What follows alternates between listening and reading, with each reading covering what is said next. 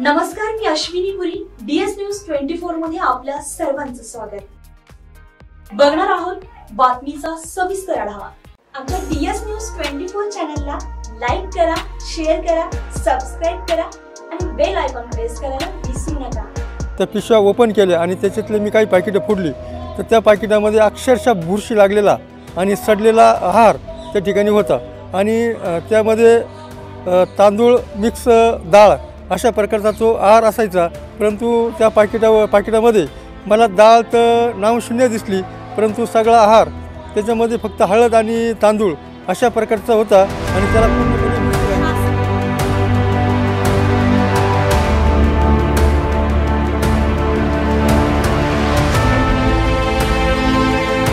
संगमनेर तालुक्यातील जांबूद खुर्द येथून 2 दिवसांपूर्वी एक संतापजनक बातमी समोर आली होती. कारण अंगणवाडीतील बालकांसह स्तनदा आणि गरोदर मातांसाठी शासनाकडून पुरवण्यात येणारा पोषण आहारच अक्षरशः निकृष्ट दर्जाचा असल्याचं आढळून आल्यामुळे खळबळ उडाली होती.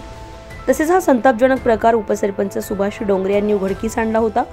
दरम्यान आता या प्रकरणाची दखल थेट शिर्डी लोकसभा मतदारसंघाचे खासदार भाऊसाहेब वागचौर यांनी घेतली. तसेच त्यांनी याबाबतचे पत्र देखील अहिल्यानगर जिल्हा परिषदेचे मुख्य कार्यकारी अधिकारी यांना दिले. तसेच हा मुद्दा थेट आता दिल्लीमध्ये सुरू असलेल्या संसदेमध्ये गाजणार असल्याची माहिती देखील समोर आली आहे. दरम्यान हा संतापजनक प्रकार उघडकीस आणल्यानंतर संघर्ष योद्धा तथा उपसरपंच सुभाष डोंगरे यांच्याशी बातचीत केली होती. DS न्यूज 24च्या संपादिका अश्विनी पुरी यांनी. बघूया. संगमनेर तालुक्यातील जांबूद बुद्रुक या ठिकाणी एक धक्कादायक प्रकार उघडकीस आलेला होता. गेल्या 2 ते 3 दिवसांपूर्वी या जांबूद गावातील अंगणवाडी केंद्रामध्ये जो स्तनदा माता कुपोषित बालकांना जो पोषण आहार दिला जात होता त्यामध्ये अतिशय निकृष्ट दर्जाचा तो पोषण आहार दिला जात होता आणि या गोष्टीचा पाठपुरावा किंवा ही गोष्ट जी उघडकीस आणली आहे ती जांबूद गावचे उपसरपंच तथा संघर्ष योद्धा सुभाष डोंगरे पाटील यांनी आणि कशा पद्धतीने तो उघडकीस आणला गेला किंवा त्यानंतर त्यांनी कुठे पाठपुरावा केला या संदर्भात आपण त्यांच्याशी बातचीत करणार आहोत. नमस्कार सर, काय सांगाल जांबूद गावामधील अंगणवाडी केंद्रामध्ये तुम्ही जो पोषण आहार पाहिला निकृष्ट दर्जाचा होता त्याबद्दल कसं तुम्ही त्याबद्दलचा हे केलं? गेली जवळजवळ 2 ते 3 महिन्यापासून आमच्या गावातील महिलांची तक्रार होती, परंतु ते आहार त्या महिला शासनाच्या भीतीपोटी त्या कोंबड्यांना शाळेला टाकत होत्या. परंतु 29 तारखेला मला जेव्हा कळलं तेव्हा मी त्या ठिकाणी स्वतःहून गेलो आणि जे त्यांच्या त्या पिशव्या होत्या त्या गोणीमध्ये ज्या बॅग भरून आल्या त्या बॅग फोडून त्या पिशव्या ओपन केल्या आणि त्याच्यातले मी काही पाकिटं फोडली तर त्या पाकिटामध्ये अक्षरशः बुरशी लागलेला आणि सडलेला आहार त्या ठिकाणी होता आणि त्यामध्ये तांदूळ मिक्स डाळ अशा प्रकारचा तो आहार असायचा.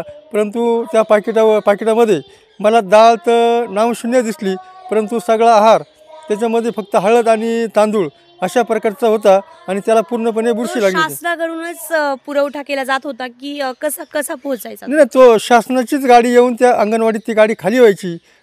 साधारणपणे ती गाडी 19 तारखेला ती गाडी खाली होऊन गेली होती आणि तो पुरवठ्याचा 29 तारखेला त्या महिला वाटपासाठी त्यांनी तो आहार बाहेर काढला होता. महिलांनी तक्रार वगैरे केली नव्हती का इतक्या दिवस?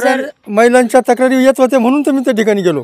जवळजवळ 2-3 महिन्यापासून आमच्या गावातील महिला तक्रार करत होत्या, परंतु शासनाचा एवढी दादागिरी आहे की लोकांना पुढे येण्याची हेच होत नाही.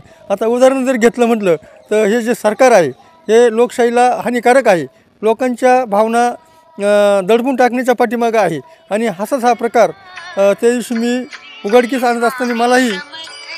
पण मग मला एक सांगा, परंतु हा मुद्दा कितपत शासनापर्यंत पोहोचतोय किंवा यावर काय कारवाई होते हे पाहणं देखील तितकंच महत्त्वाचं असणार आहे. DS न्यूज 24 साठी अश्विनी पुरी, साकूर.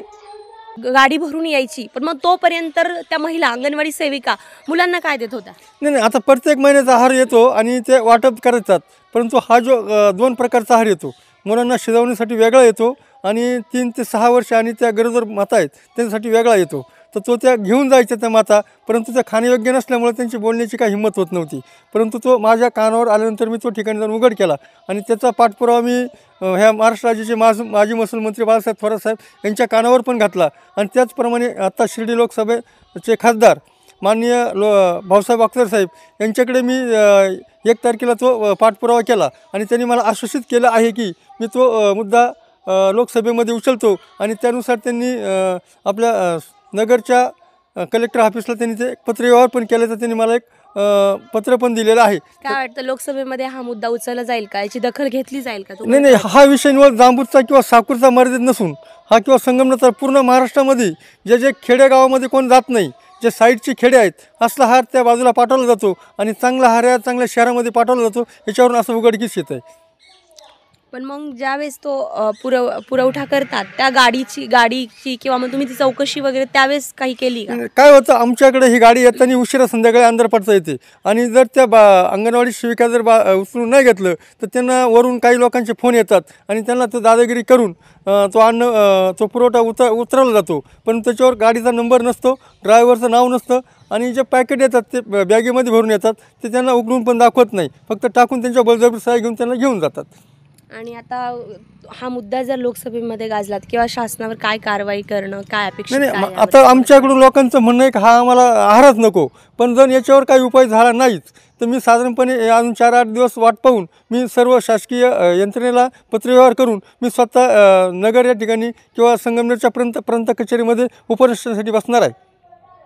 नक्कीच सर, खरं एकीकडे शासन कुपोषित बालकांना कुपोषण दूर करण्यासाठी किंवा तो टक्का घटवण्यासाठी अमृत पोषण आहाराचा पुरवठा करतो, तर दुसरीकडे हाच अमृत पोषण आहार नक्की अमृत आहे की विष आहे, हा खरोखरच बालकांसाठी योग्य आहे का, असा देखील प्रश्न उपस्थित केला जातो आहे. मात्र संघर्ष योद्धा किंवा जांबूद गावचे उपसरपंच सुभाष डोंगरे पाटील यांनी वेळेवरती घेतलेली दखल आणि तो मुद्दा खासदार साहेबांपर्यंत पोहोचवला, यामुळे त्यांचं देखील सर्वत्र कौतुक केलं जात आहे. परंतु हा मुद्दा कितपत शासनापर्यंत पोहोचतोय किंवा यावर काय कारवाई होते हे पाहणं देखील तितकंच महत्त्वाचं असणार आहे. DS न्यूज 24 साठी अश्विनी पुरी, साकूर. अशाच नवनवीन घडामोडी पाहण्यासाठी पाहत रहा DS न्यूज 24. तोपर्यंत मी अश्विनी आपली रजा घेते. नमस्कार.